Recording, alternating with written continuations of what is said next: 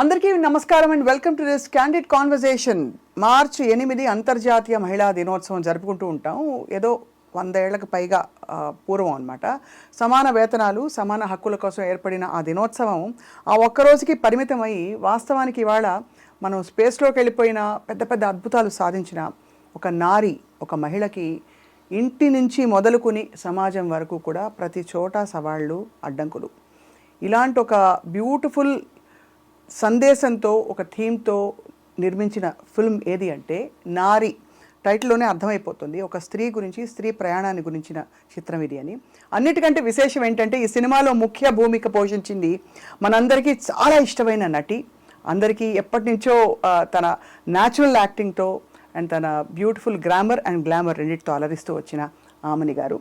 And she's here with us today. Amani garu, నమస్తే స్వప్న గారు. ఇంట్లో ఒక ఫ్యామిలీ మెంబర్ని చూసినట్టు ఉంటుంది మిమ్మల్ని చూస్తే. గాడ్ గిఫ్ట్ అనుకుంటాను, అందరూ అలాగే అంటుంటారు కదా. తెలుగింటి అమ్మాయి లాగే ఉంటుంది, మా తెలుగింటి అమ్మాయే మీరు, మా ఇంట్లో ఒకరిలా ఉంటారు అంటుంటారు. నేను చాలా బరువైన ఇంట్రొడక్షన్ ఇచ్చాను, కానీ యాక్చువల్లీ నారి అనే చిత్రంలో మీరు ఒక నారి టైటిల్ రోల్ ప్లే చేయడం మీకు ఎలా అనిపించింది? చాలా గర్వంగా ఉంది, అట్ టైం చాలా సంతోషంగా ఉంది. ఇంత మళ్ళీ చాలా నా కెరీర్లో చాలా మంచి మంచి క్యారెక్టర్స్ చేశాను. సో ఈ మధ్యన నేను ఇలా చేయలేదు, ఇలాంటి క్యారెక్టర్స్ చేస్తున్నాను, కానీ ఇంత ఒక వెయిట్ ఉన్న క్యారెక్టర్ చేయలేదు.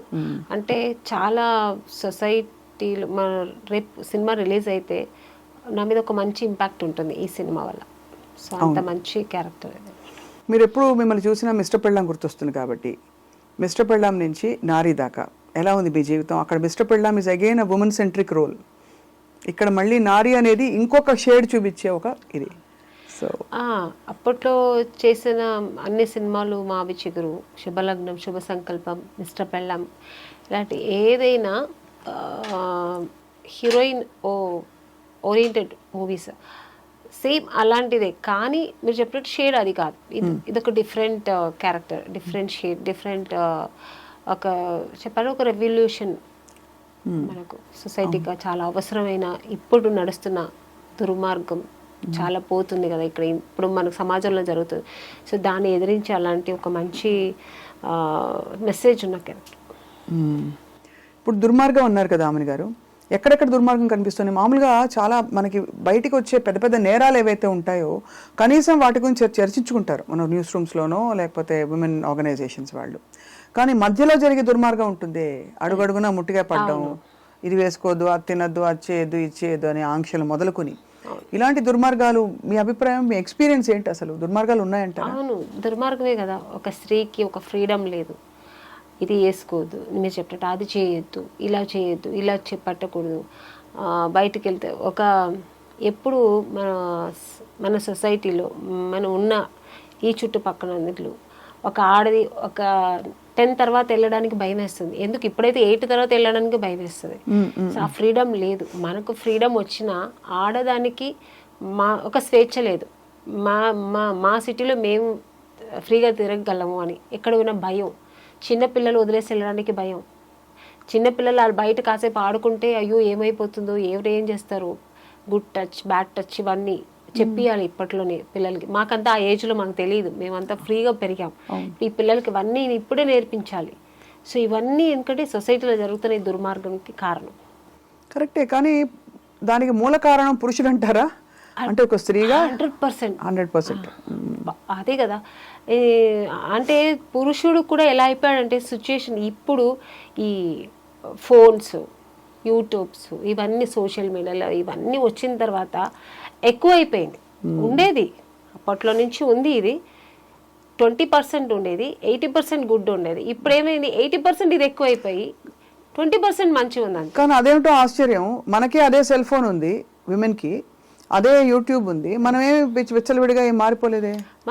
అది మా స్త్రీకి ఉన్న ఒక న్యాచురల్ అది ఆ గుణం, అది ఆ గుణం, ఆ కట్టుబాట్లలో అట్ ద సేమ్ టైం మంచి చెడులు తెలుసుకునే విచక్షణ, వివేకం ఉన్నా కూడా ఏం చేయాలి ఏం చేయకూడదు అనే డిక్టేషన్ ఇచ్చేది మాత్రం ఒక పురుషుడు. ఇప్పుడు అప్పట్లో సీతాదేవి గారు, రామాయణంలో సీత అనుకుంటా, అలాంటి సీతాదేవులు ఎంతో మంది ఉండేవారు.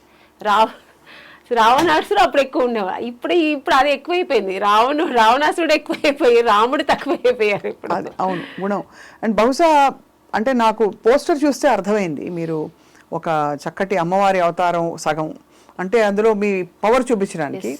దాంతో పాటు ఆఫ్ కోర్స్ ద విమెన్ అని రాశారు పోస్టర్లో, ఉమెన్ పవర్ బేసికలీ.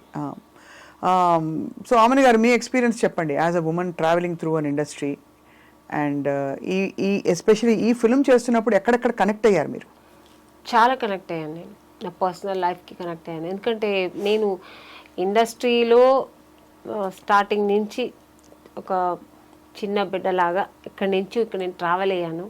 నాకు ఊహ ఏవి అంతగా ఎక్స్పీరియన్స్ తెలియదు. టూ యంగ్ అప్పుడే నేను ఇండస్ట్రీకి వచ్చాను. సో అప్పుడు నాకు ఇండస్ట్రీ అంటే ఏమో తెలియదు, ఇక్కడ మనుషులు ఏమో తెలియదు. చుట్టుపక్కల ఒక 30 మంది మగాళ్ళంటే ఆడవాళ్ళు ఒకరు ఇద్దరు ఉంటాం అంతే. ఇప్పుడైనా మేకప్ ఉమెన్స్ అనేది చాలా మంది వచ్చారు, అప్పట్లో అది కూడా లేదు. అందరికీ మగవాళ్ళే, ఒక హీరోయిన్ ఒకరు ఉంటారు తప్ప ఏదో టచ్ అప్ అలా ఉంటారు అంతే. సో అలాంటి ఒక మధ్యలో నుంచి ట్రావెల్ చేస్తూ వచ్చాను. సో అంటే అందరినీ చెడు చెప్పట్లే. సో అలాంటి సిచ్యుయేషన్లో కూడా మాకు ఒక అవేర్నెస్ కావాలి, భయం ఉండేది ఏమవుతుందో. సో కొన్ని సిచ్యుయేషన్స్ మేము కూడా ఫేస్ చేస్తూ వచ్చాము, అవన్నీ బయటకు చెప్పలేము. అసలు అంటే ఫేస్ చేస్తామంటే చిన్న చిన్న విషయాలు. సో ఇవన్నీ లేడీస్కి జరుగుతూనే ఉంది, మన బయట మాత్రం కాదు ఇండస్ట్రీలో కూడా ఉంది. సో ఇవన్నీ కారణం మగాళ్ళు. అంటే మీరు అన్సేఫ్ ఫీల్ అవడమా, రెస్పెక్ట్ తగ్గిందని అనుకోవడమా ఏంటి? రెస్పెక్ట్ కాదు, అన్సేఫ్, ఒక భయం ఉండేది. ఏం జరుగుతుందో, ఎవరు ఏం కామెంట్ చేస్తారు, ఒక మేకప్ రూమ్ లో సపరేట్ గా ఉండడానికి ఒక భయం. మేకప్ మెనే వేసేవాడు. ఇట్లా మేకప్ వేస్తూ ఉన్నప్పుడు తను ఎక్కడ ఏం టచ్ చేస్తా అదొక భయం ఉండేది. ఇదన్నీ అప్పుడు మనకు భయం కదా ఉండేది. తర్వాత ఎక్స్పీరియన్స్ అవుతున్నప్పుడు మనకు ఒక ధైర్యం వచ్చేది.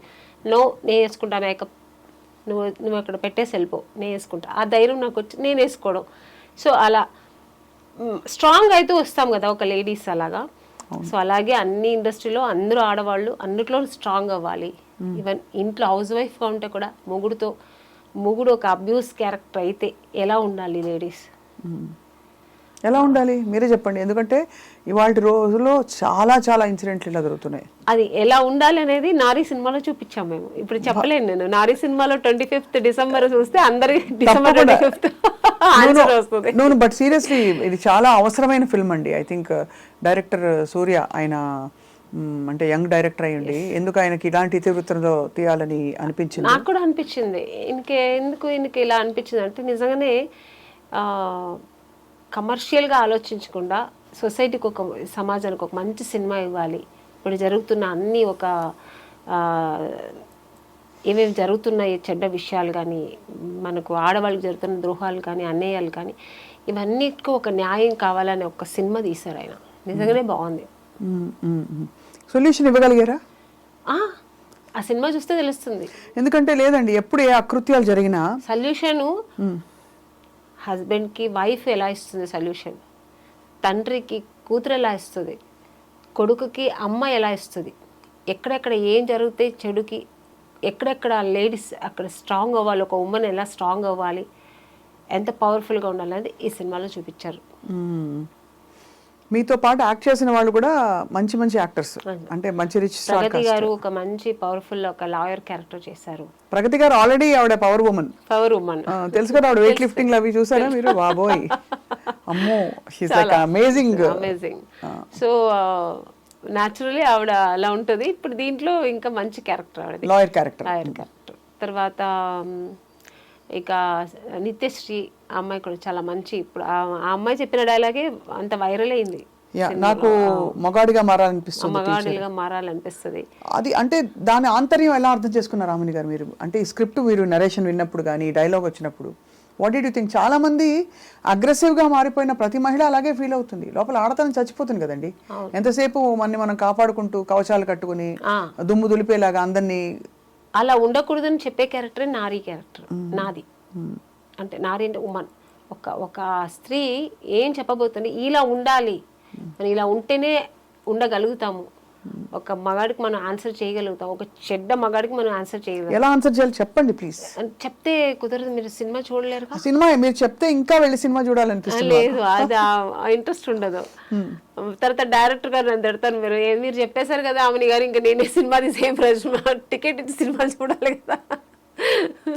ఇదివరకు అనుకునే వాళ్ళం ఇలాంటి సప్రెషన్ మామూలుగా కొంతమందికి చదువు లేని వాళ్ళలో జరుగుతుందని.